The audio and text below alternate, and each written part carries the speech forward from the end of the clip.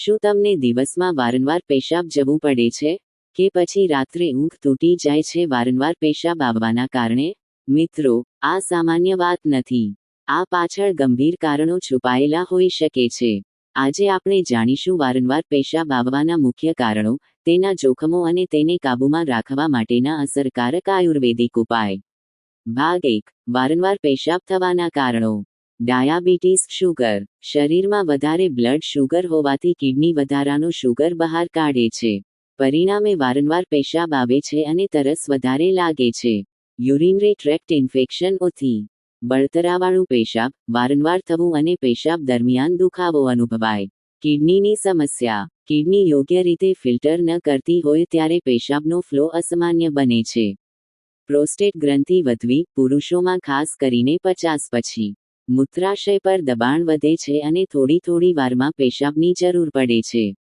જીવનશૈલીના કારણો. વધારે પાણી, ચા, કોફી, એલ્કોહોલ લેવાથી. ચિંતાનો સ્તર. એન્ઝાયટી વધારે હોય તો પણ વારંવાર પેશાબની ટેવ પડે છે.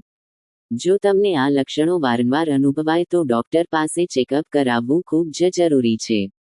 ભાગ 2. જોખમો અને નુકસાન. રાત્રે ઊંઘ તૂટી જવાથી શરીર કમજોર બનવું. સતત થાક, ચીડિયાપણું. બ્લેડરમાં ઇન્ફેક્શન ફેલાવવાનો ખતરો. કિડનીને નુકસાન થવાની શક્યતા. ભાગ 3. આયુર્વેદિક ઉપાય. ગોકશુર. ગોકૃ મૂત્રાશયને મજબૂત બનાવે છે. કડા કે ગોળી સ્વરૂપે લઈ શકાય છે. ઉસીર. ખસ ગરમી દૂર કરે છે અને મૂત્રમાર્ગને શાંત કરે છે.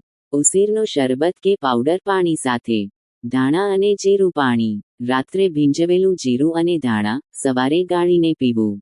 પેશાબમાં થતો દાઝો અને વારંવાર થવાની સમસ્યા ઓછી થાય છે. આમળા. આમળા પાવડર મધ સાથે લેવાથી કિડની અને બ્લેડર સ્વસ્થ રહે છે. સાથે ઇમ્યુનિટી પણ વધે છે.